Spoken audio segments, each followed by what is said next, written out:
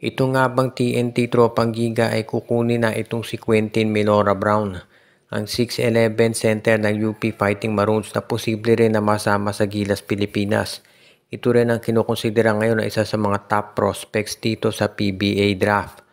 Ang balita kasi parang nakita na ng TNT na medyo alam na natin si Kelly Williams hindi na bata at itong si Brandon Ganuelas Roser hindi pa masyadong consistent maglaro. Kaya nga mukhang kinakailangan ngayon ay ito ng si Quentin Brown ang kunin nila at i-develop. Ayon dito sa mga lumalabas na mga reports ngayon, baka daw itong TNT Tropang Giga ay kunin yung first round draft pick nitong Blackwater Bossing at yun ang gagamitin nila na pang draft dito kay Quentin Brown. Nagpe-prepare na rin sa future ang TNT. Alam natin nga, gaya nung sinabi natin, si Kelly Williams, 40 years old na yan. At alam nga natin na itong si Roser at si Poy Eram hindi pa masyadong consistent. So, tinitignan na ng management ng TNT yung posibilidad na pag-develop ng mga additional na mga players na magagamit nila. Kaya nga mukhang ganyan talaga ang magiging sitwasyon ngayon dito sa Tropang Giga, kaya hindi sila worried dito sa mga nangyayari sa kanilang lineup. Kaya nga abangan na lang natin yung pagkuhang gagawin dito ng TNT. Bukod dito, kay Quentin Brown, pinag-aaralan din daw ng katropa yung posibilidad na baka itong si Christian David ay makuha rin nila at idadagdag dito sa kanilang forward lineup para naman hindi lang sila aasa dito kay Calvin Oftana kapag kinakailangan ng puntos dito sa kanilang wings. At parang yan daw yung kinukonsidera ngayon nitong TNT Tropang Giga na kanilang gagawin talaga para masiguro na yung kanilang roster naman ay magiging mas effective pagdating dito sa pagpapalakas ng kanilang lineup. Kaya nga absahan natin na itong TNT Tropang Giga magiging mabigat yan para dito sa next conference. Samantala naman yung ka-rival ng TNT na San Miguel Beer, ayon doon sa mga reports, ay pinag-iisipan pa rin kung ipagpapatuloy yung pag-acquire dito kay Tyler Tio. Dahil itong si Tyler Tio daw ay isa doon sa mga guards na hinahanap ngayon ng SMB na isasama dito sa kanilang roster para naman magkaroon sila ng isa pang scoring guard bukod dito kay Wami Tiongson. Kaya nga kung sakasakali na matutuloy ito, ang ipapalit dito kay Tyler Tio malamang si Geronteng. Dahil ito si Geronteng, alam naman natin yan, isa rin yung scorer, hindi lang nabibigyan ng masyadong minuto dito kay Coach Leo. Si Tyler Tio mataas ang basketball IQ niyan at maganda silang tandem nitong si Wami Tiongson dahil pareho silang scorer at mahusay na playmaker. At halos pareho ng estilo yan, kaya sa tingin ng karamihan mukhang ito ay yung akma dito nakalisama o itandem para maging complement sa laro ni Junmar Fajardo. Kung sakasakali naman itong Phoenix Fuel Masters, mukhang ready na rin sila na tanggapin yung ganitong klaseng trade at hindi na ako magugulat kung ito nga ay biglang matuloy. Alam naman natin na itong Phoenix Fuel Masters ay isa din doon sa mga teams na papabalita na posibleng baka ibenta na rin. Kaya nga hindi na nakapagtataka kung sakasakali na sila ay magbigay na rin o ipamigay na yung ilan sa mga top players nila. Kaya nga itong San Miguel Beer, maski na yung ibang team sa PBA ay nakaantabay na lamang. Si Tyler Tio, alam natin pwede yan maging top scorer sa Phoenix.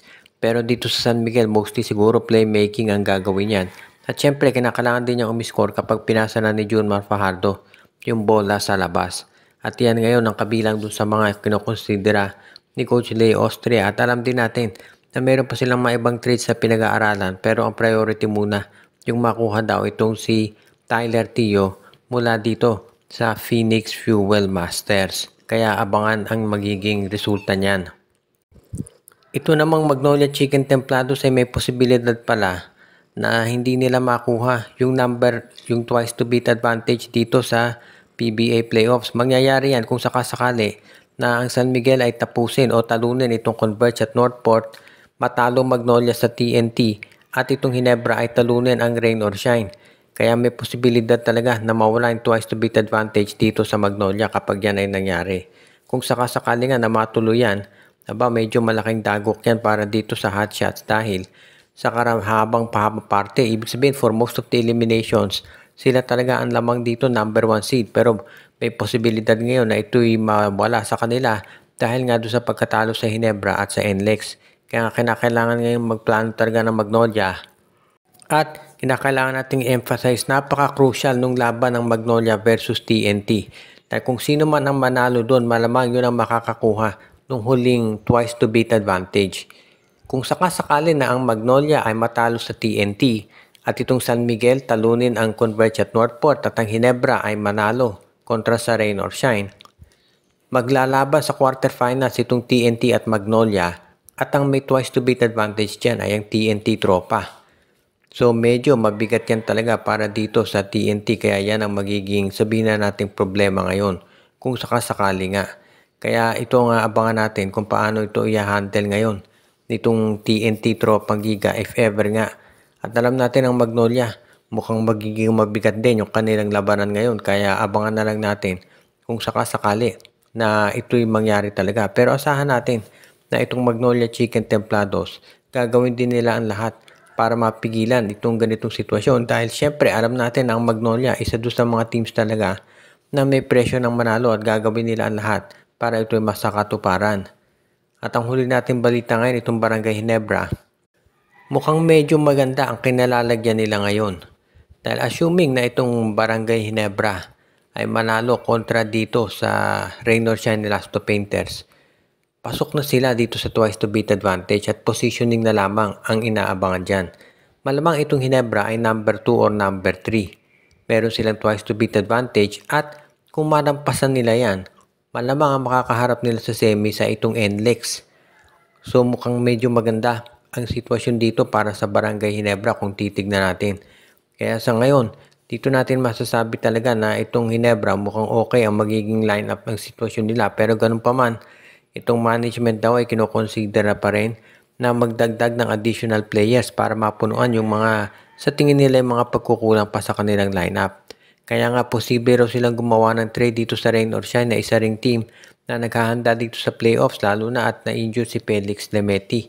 Kaya nga baka daw hilingin ng Rain or Shine Elasto Painters itong si Jason David at kukuha sila ng additional pang mga players na kanilang magagamit ngayon at hindi pa natin masasabi kung magtutuloy-tuloy nga ito. Pero ang isa raw possible trade na mangyari dyan base dito sa mga usapan ngayon ay baka ito raw TNT Tropang, ito raw lineup ng Barangay Ginebra ay ibigay itong si Jason David para dito kay Jonard Clarito. O kaya naman baka itong Rain or Shine kunin itong si Ben Adamos at ang ibigay nilang kapalit ay si Gian Mamuyak.